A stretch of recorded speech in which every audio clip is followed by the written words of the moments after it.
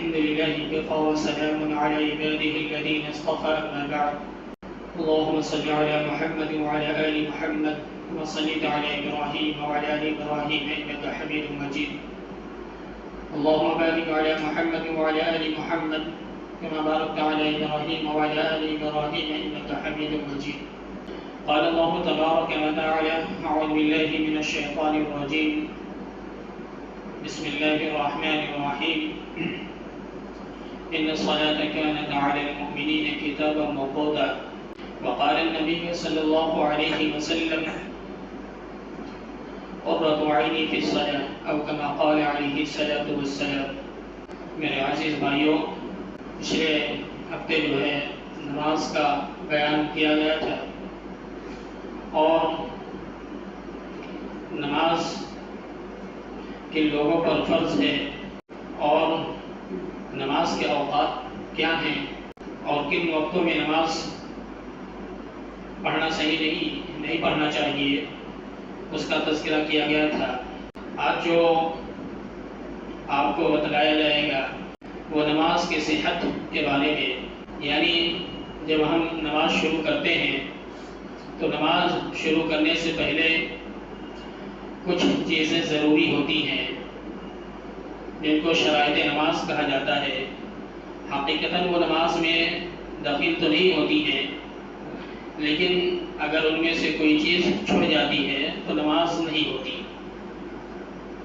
وہ شرطیں نماز شروع کرنے سے پہلے پائی جانی ضروری ہے.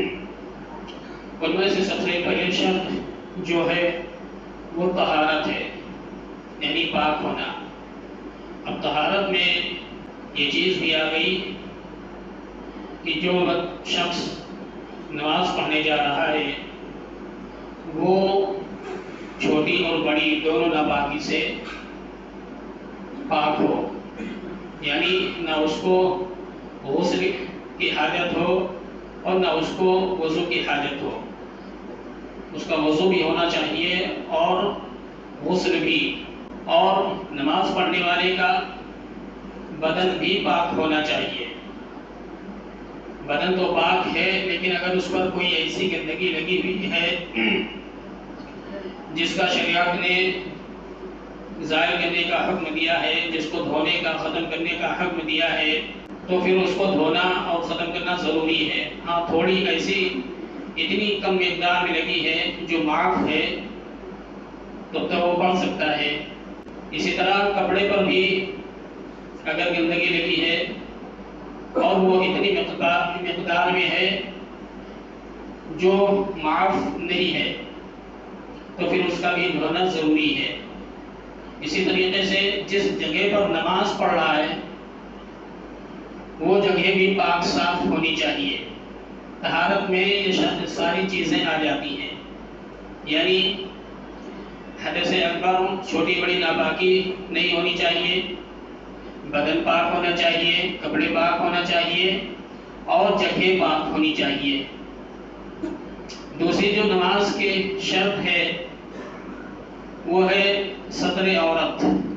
ستر عورت یعنی بدن کا وہ حصہ جس کو شریعت نے چھپانے کا حکم دیا ہے، جو ضروری ہے جس کا چھپانا. ایسے عام حالات میں بھی ضروری ہے ستر عورت کا چھپانا، لیکن نماز کے اندر تو اور یہ زیادہ ضروری ہے، کیونکہ اگر نماز کے اندر ستر کھل گیا تو پھر نماز پہ فرق پڑتا ہے، نماز نہیں ہوتی ہے.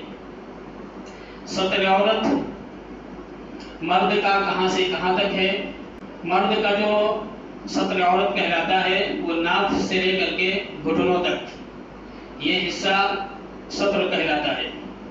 عورت کا جو ستر ہے وہ اس کا پورا بدن ہے، سوائے چہرے اور دونوں قدم اور دونوں ہتھیلیاں، ان کو چھوڑ کر کے پورا بدن اس کا جو ہے ڈھکا ہونا چاہیے.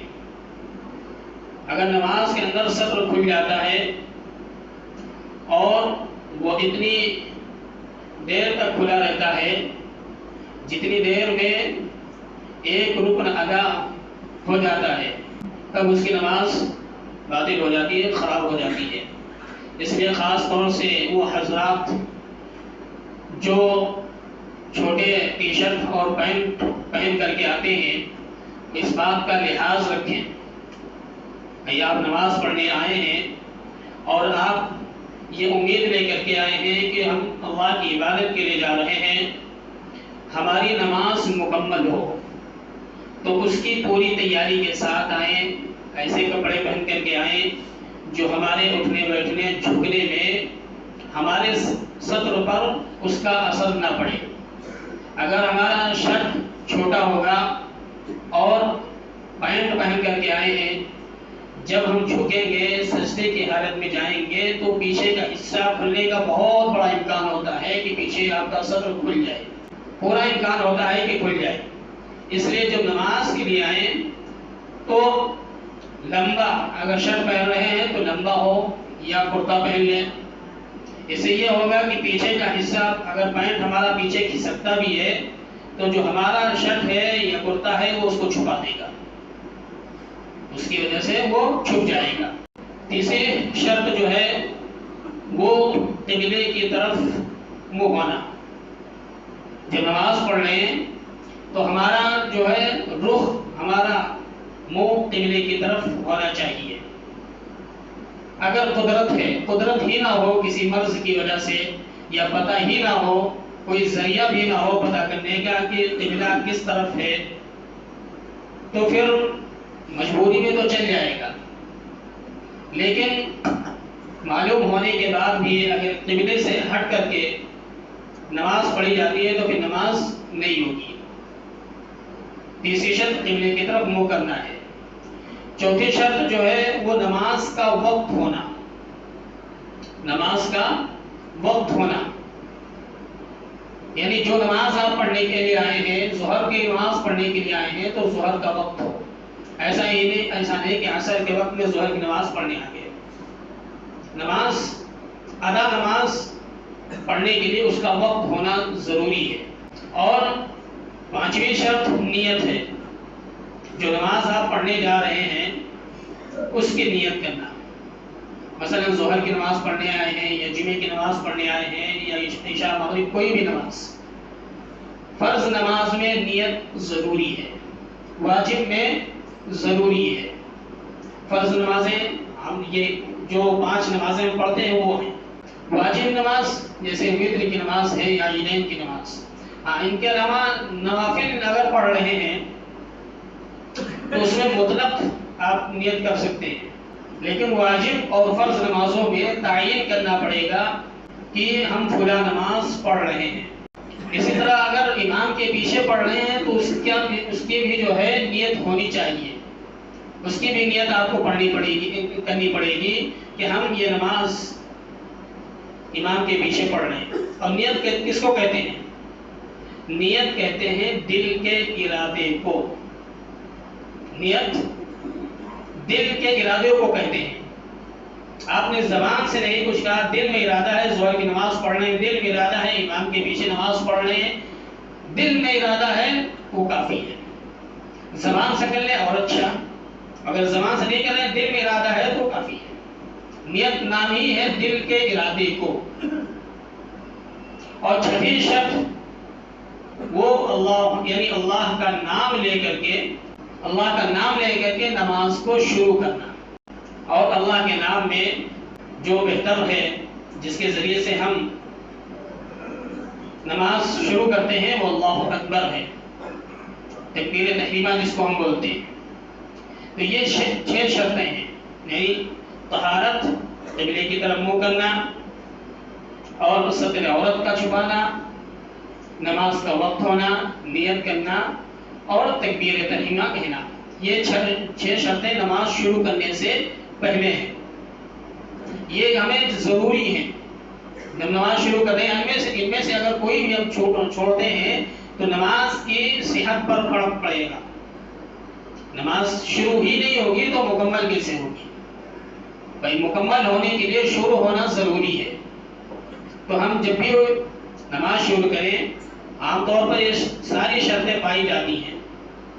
نیت آدمی کر ہی لیتا ہے، اگر کوتاہی ہوتی ہے تو ستر عورت والی میں ہوتی ہے، یا الا یہ کہ کبھی قبلے والی بھی نہیں ہوتی ہے، ستر عورت والی میں ہی ہوتی ہے، جس کی طرف ہم دھیان نہیں دیتے ہیں، کیونکہ آج کل جو ہمارا لباس ہے وہ فیشن کے چکر میں چھوٹا سے چھوٹا اور تنگ سے تنگ ہوتا جا رہا ہے، کیونکہ ہمارا جو اسوا ہے آج کل کے وہ ہیرو ہیروئن اور یہ جو پھٹے کپڑے پہنتے ہیں، وہ جو بھی پہن لیے وہ فیشن ہو جاتا ہے، وہ کھول کر کے گھوم رہے ہیں، وہ کچھ بھی نہ پہنے تب بھی وہ ہمارے لیے فیشن ہوگا، ہم ان کی اقتدا کریں گے، ہمارا ذہن تو ایسا بن گیا ہے نا، ہمارے لیے اسوا کون ہے؟